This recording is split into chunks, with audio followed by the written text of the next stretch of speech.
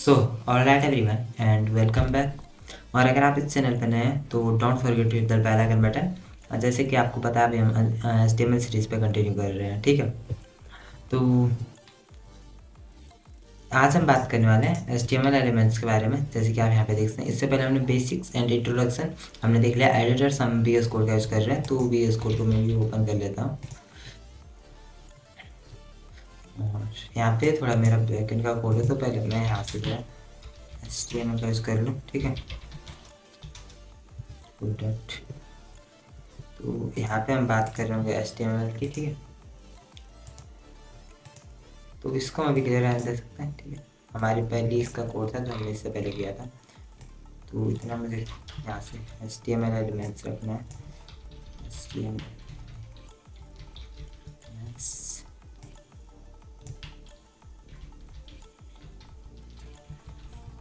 ठीक है। और आपके लिए से जूम कर देते हैं, तो कंट्रोलर्स। तो यहाँ पे अगर हम HTML की बात करें तो HTML क्या होता है?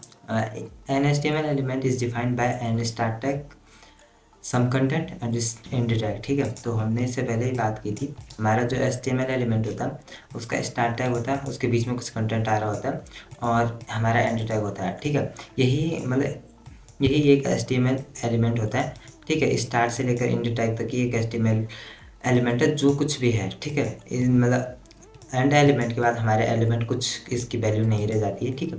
तो ये मैटर करता है स्टार्ट से टैग से इंड टैग तक, और जो इसका कंटेंट आ रहा होता है बीच में, ठीक है। अगर हमने इसका इंड टैग लिखा तो हमने उसको ख़त्म कर दिया कम्प्लीटली, ठीक है। तो इसी से मैटर करता है इसके बीच का जो कंटेंट है, तो सब कुछ यही है, ठीक है। जैसे आप देखते हैं an HTML element is everything from start tag to end tag, ठीक है। तो स्टार्ट टैग से इंड टैग ये आपका एलिमेंट है, जो कुछ भी है, ठीक है। तो स्टार्ट टैग में इस तरीके से आ रहा होता है, फिर आपका टैग नेम आ रहा होता है, तो ये होता है less than and greater than, इसके बीच में आपका टैग का नाम, फिर आपके बीच में कंटेंट आ रहा होता है, और एंड में आपका क्लोजिंग टैग आ रहा होता है।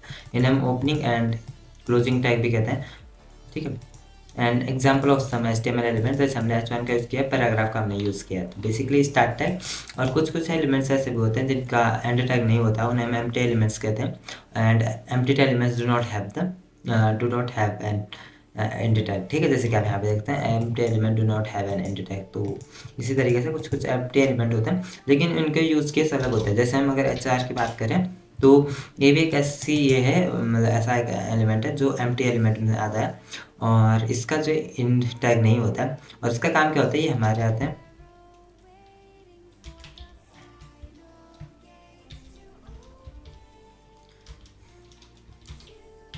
ये आते हैं हॉरिजॉन्टल लाइन के लिए, ठीक है। हॉरिजॉन्टल, ये हमारे पेज में एक हॉरिजॉन्टल लाइन देते हैं, ठीक है। तो इसलिए से HR का आता है। PR का हम करते हैं यूज़ जब भी हम इसका यूज़ करते हैं, Ctrl+C। तो ये आता है लाइन ब्रेक के लिए।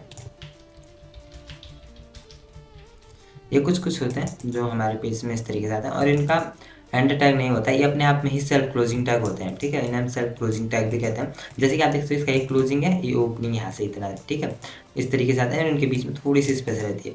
साथ में अगर आप इसे इस तरीके से लिखते हैं तब भी कोई प्रॉब्लम नहीं है, लेकिन जब मैं ऑटोमेटिकली सेव कर रहा हूँ तो हमारे लिए ऑटोमेटिकली क्या हो रहा है, फॉर्मेट हो रहा है।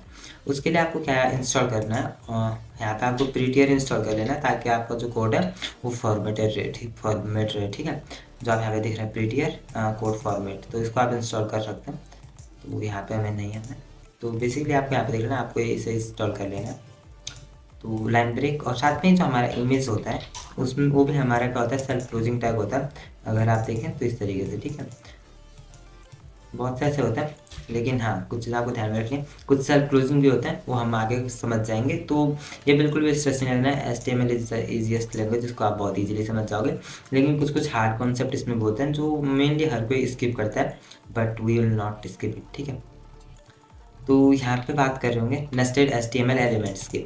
नेस्टेड का मतलब क्या होता है, एक के अंदर एक एलिमेंट का होना, उसे हम नेस्टेड कहते हैं। फॉर एग्जांपल हमारे पास क्या होते हैं, कुछ लिस्ट आइटम्स होते हैं। जब भी हम HTML लिस्ट क्रिएट करना चाहते हैं तो उसके लिए हम li का यूज़ करते हैं।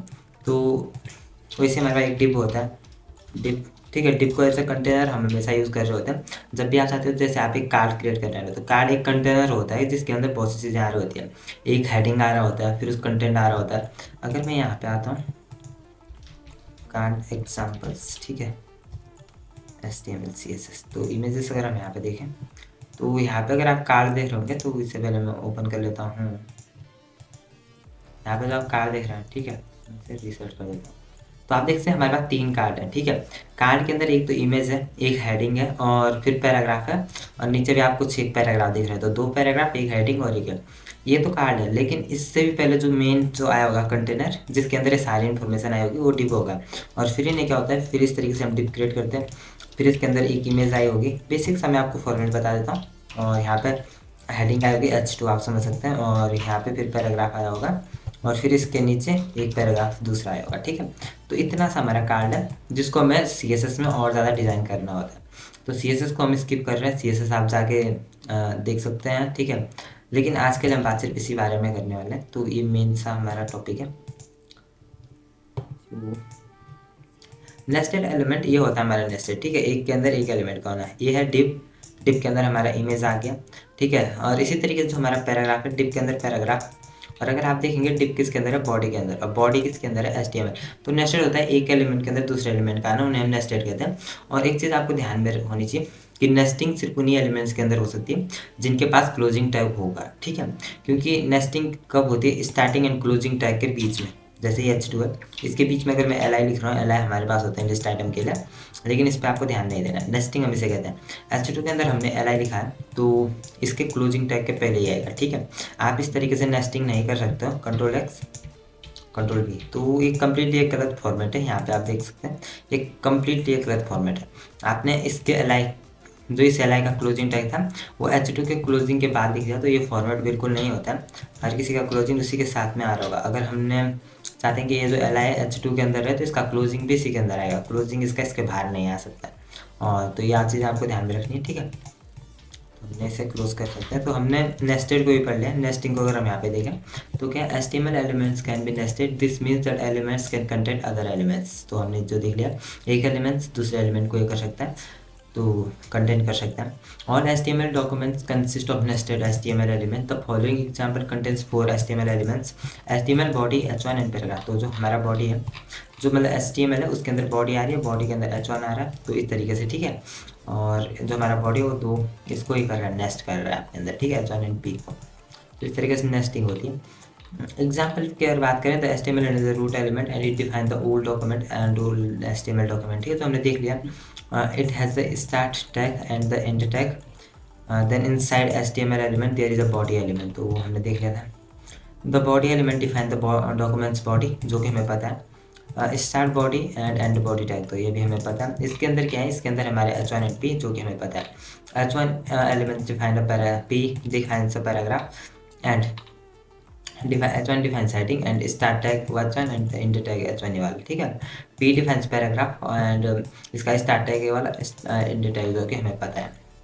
Never skip the end tag. हाँ, ये चीज़ आपको ध्यान में रखनी है कि आपको जिस भी एलिमेंट के पास एंड टैग होता है वो कभी भी आपको स्किप नहीं करना है, क्योंकि उससे एरर तो नहीं आएगा, एज मतलब क्या होता है कि एरर HTML में आपको नहीं मिलता है, बट हाँ उससे आपका जो ब्राउज़र में पेज दिखेगा उसमें कुछ प्रॉब्लम्स आ सकती हैं, ठीक है। तो सम HTML element will display correctly even if you forget the end tag. कुछ एलिमेंट्स आपको करेक्टली आपके ब्राउज़र में दिखाई देंगे जब आप ये भूल जाते हो, एंड टैग भूल जाओगे, लेकिन वो आपके लिए प्रॉब्लम बाद में क्रिएट कर सकता है कभी कभी। जैसे कि यहाँ लिखा हुआ है कि never rely on this unexpected results and errors में अगर if you forget the end tag, तो अनएक्सपेक्टेड रिजल्ट आ सकते हैं एंड एरर्स में अगर आप if you forget the end tag, तो आपको कभी भी इसे भूलना नहीं है। एम्प्टी HTML एलिमेंट्स की अगर बात करें, HTML elements with no content are called empty elements. तो जिनका क्लोजिंग टैग नहीं होता है उन्हें हम एम्प्टी एलिमेंट्स कहते हैं, जिनके बीच में कोई कंटेंट भी नहीं आ रहा होता, इसलिए उन्हें एम्प्टी कहा जाता है। तो the beyond tag defines a line break and it's an empty elements without a closing tag। तो इसके पास closing tag नहीं होता है, इसलिए क्या है, empty elements है without a closing tag। HTML is not case sensitive। HTML tags are not case sensitive means the same। तो case sensitive की अगर बात करें तो यहाँ पे हम इसे क्लियर कर लेते हैं। हमने यहाँ पे H1 इस तरीके से लिखा है, ठीक है, स्मॉल इसमें हम इसे इस तरीके से भी लिख सकते हैं, तो साथ में हम इसे इस तरीके से लिख सकते हैं। बॉडी को हमने आप देखा था इस तरीके से लिखा हुआ है, लेकिन हम बॉडी को इस तरीके से, बॉडी को आपको एक बार लिखना है, ये चीज़ आपको ध्यान में रखनी है। बॉडी आप इस तरीके से भी लिख सकते हैं बॉडी को, बॉडी को इस तरीके से भी लिख सकते हैं,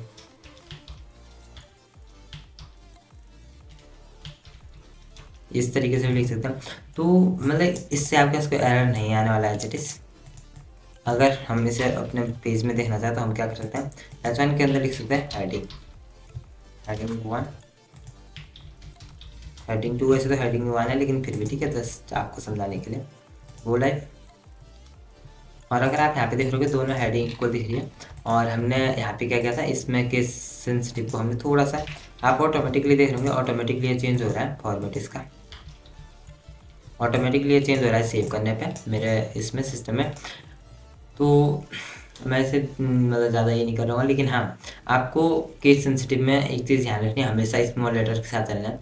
अगर आप इस तरीके से केस सेंसिटिव में चलोगे कि आपको आप H1 को इस तरीके से लिख रहे हैं, तो उससे आपको प्रॉब्लम आ सकती है इन फ्यूचर जब हम जावास्क्रिप्ट में काम कर रहे होंगे, ठीक है, क्योंकि जावास्क्रिप्ट केस सेंसिटिव होती है, और वहाँ पे जब हम काम करेंगे तो हम एक ही फॉर्मेट के साथ चल रहे होंगे, तो वो चीज़ हमारे दिमाग में रहेगी। तो आपको एक चीज़ ध्यान में रखनी है, आपको कभी भी एच को इस तरीके से नहीं लिखना है, ठीक है। आपको कैपिटल में कभी नहीं लिखना है, स्मॉल लेटर का ही यूज़ करना है, ठीक है। तो बेसिक चीज़ आपको ध्यान में रखनी है। The estimation does not require lower case text but does recommends lower in HTML and demands lower case for stricter document types like XHTML, ठीक है। तो आपको ध्यान में रखना है कि आपको वैसे रिकमेंड मतलब कोई प्रॉब्लम तो है नहीं उसमें, बट फिर भी HTML ये नहीं करता कि रिक्वायर है, मतलब ज़रूरी नहीं है कि आपको केस सेंसिटिव फॉलो करना है या कुछ भी, लेकिन फिर भी आगे हम इसका काम करेंगे तो यूज़फुल है हमारे लिए।